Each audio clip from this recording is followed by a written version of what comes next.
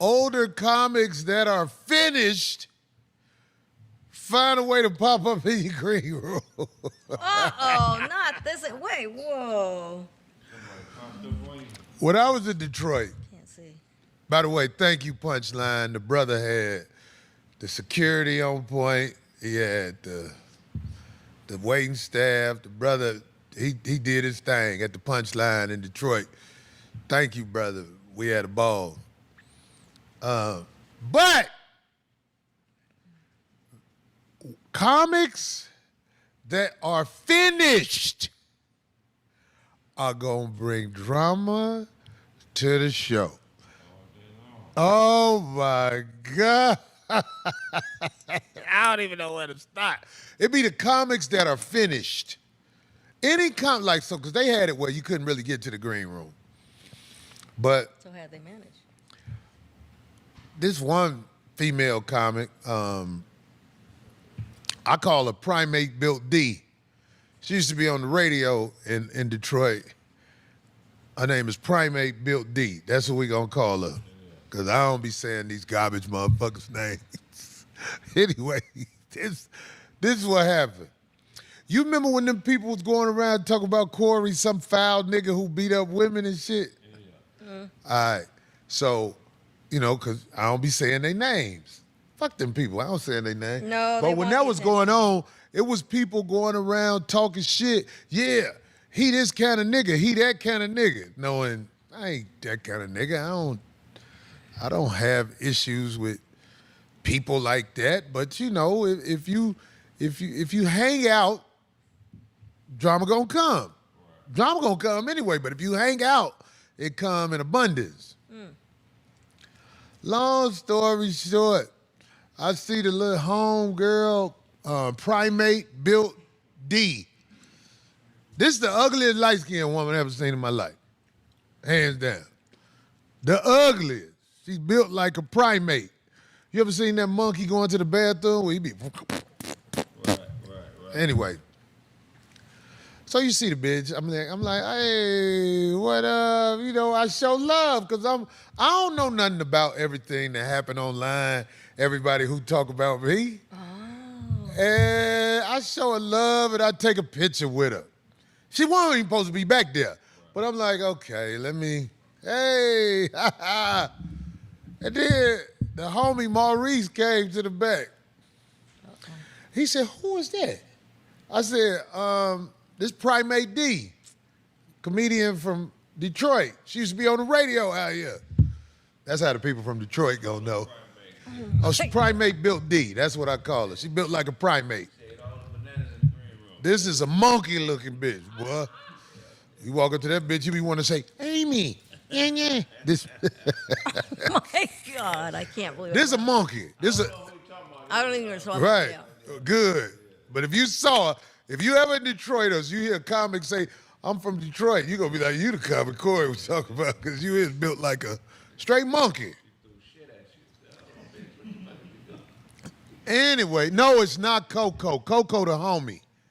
Coco, comedian from Detroit, that's the homie. Coco ain't never did nothing slick. It's the monkey Shawnee. That ain't really though. But anyway, so the hoe in the back, Maurice like, who was that? I said, this whoop-de-whoop-de-woo. He said, no. That bitch was talking shit about you when the hoe lied and said you did something to her. And I knew what he was talking about. I was like, you talking the bitch who act like I beat her up? Yeah, that bitch was talking mad shit. Yeah. And I was like, what? Why you come back here if you was talking shit and want a picture? She said, I said I'm sorry. First, I want to say, you may not agree with what Corey be talking about, right? You may not agree to what he says. You may not agree how he says it, but the roots of it is always, in my opinion, it always has merit, right? This comedy community, especially the black comedy community, is extremely small. We all know of or know each other. I have had the privilege of knowing some of these comedians. So when he started talking about a comedian in Detroit, I knew exactly who he was talking about. And then he gave more context when he said, I don't even know how to say this because I don't want to be disrespectful, but he was like, Monkey D. I was like, we know who that is. Not the fact that she looked like a monkey, but just how he put the D at the end, right? And there's only so many comedians that live in Detroit with that name. So a lot of times that nigga just be saying what people be wanting to say, but they don't say because they being nice. That's just what it is. And I can't, that's not a fight that I'm in. Okay. I'm not in that fight, but the message was extremely loud for me. You're going to have comedians that are going to talk shit. Now it seems to me like a part of the community, right? To haze or to try to weed out comedians so they don't continue to do comedy. Because when I first started comedy, I got a lot of backlash. I was very confident. I was like, I'm good. I know what I'm doing. I'm out here working. I'm out here networking. I'm out here figuring out how to get on stage and how to work with these clubs. And a lot of the older comics didn't like it. And what I called them, okay, the same way that Corey was, I was calling them washed up. I was calling them dinosaurs. Do you hear me? I was calling them dinosaurs because they felt the audacity. They had the audacity to try to downplay an up-and-coming comedian. And I thought when you get taken under the wing, like you're supposed to be taken under their wing. Like the older comics are supposed to pave the way for the younger comics and lead them so they don't make the same mistakes. But it doesn't happen like that. I think the older you get and the further away you get from your goal, the more bitter you are. I've had comedians that were not so nice to me and they don't gotta be. This ain't no pity party. You don't gotta be. But you cannot break the will of somebody that knows what they're worth. You cannot break the will of somebody that knows how good they can be, where the trajectory is going to be. You cannot do that. Now, you've done it for some people that are weak-minded, some people that are easily influenced. But when it came to me, I was like, I don't give a fuck what y'all say. I know what I'm going to be doing. You, on the other hand, are a dinosaur.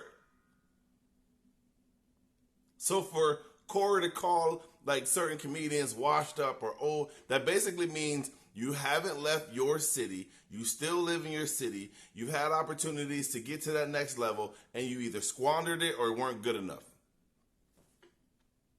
But you have comedians that run their mouth, talk shit, and then the tables turn, and all of a sudden they want to be your friend. Get the fuck out of here. Get the fuck out of here. And the comedian, if y'all don't know, should I say the name? I should. Fuck it. He talking about Shawnee D. As soon as he said it, I knew who it was. And I was like, oh, shit. Ooh. And have I seen her on the scene? Not personally, but through online, I've seen some of the opportunities that she's, gotten. I've seen her on some shows out in LA online, which, hey, when you're up and coming comic, you want to be able to do those things. But did I see her talk shit about Corey when that shit was going on? I absolutely did. And I think it's fake and fucking bullshit for a comedian to go feel one way and then change your heart when a comedian comes into town and want to get a photo op or want to be cool with that comedian. I think that shit is fake. I think that shit is bogus. And I think that there is a lot of this in comedy. Black, white, all of the above. It's here. And there's nothing we can do about it. You have to just be diligent. You have to be focused on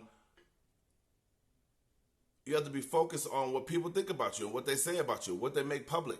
And a lot of it is behind the scenes. A lot of people are scared to say how they really feel in public. If you don't fuck with me, tell me you don't fuck with me so I know, and I won't be around you. I'm quick to tell a motherfucker I don't fuck with you. I'm quick to do it because I don't give a fuck about you or what you got going on, my nigga. Well, he can help you out. I don't need your help, nigga. I'll figure it out on my own. I've always been like that. I'm not finna schmooze with some nigga that I don't like just for the opportunity. That's just not the type of nigga that I am. But I think there are a group of comedians that when I first, like during the pandemic, I was online a lot, and that's where I met a lot of these OGs. And a lot of these OGs, they act like they was cool, and then they ended up turning out to be not so cool. I called Steve Brown a dinosaur. I called Teddy Carpenter a dinosaur. I called a lot of these comedians washed up, and I was only 2-3 years in. I ain't give a fuck. My name was circling around the community like, yo, who is this young cat that's talking shit about some of these OGs like that and not giving a fuck? I was like, me. It was me. JP Justice. It was a lot of them, man. I ain't even going front. It was a lot of comics. And for me, I look at it now, it's been a couple of years later, I'm still doing stand-up. I'm still doing it at a decent level, still trying to get to that next level. And I'm watching those other comedians, and their careers are stagnant. Not all of them, but a lot of them are. And the tables do turn over time. That's why they say, be careful who you shit on the way up, because you may need them on the way down, and vice versa, right? But I'm willing to freaking cut the head off. Cut the head off the snake. I don't give a fuck. I'll go over here. There's been clubs that I've been working with, and they shitted on me. Cut their head off. And we're going to talk about that in another video. Side splitters. You know what I'm saying? We're going to have a whole video about that shit. Because guess what? Snip, snip, nigga. I don't need y'all. I don't give a fuck how many people come and perform there. But it's really dope to see Corey call out bullshit, because it's happening on all levels, and we need to be aware that these things are happening. So if you're in the comedy community and you want to do this for a long time, know that these things are going to come up. But Corey wild on the motherfucker, though. I don't give a fuck what nobody say. That shit's entertaining.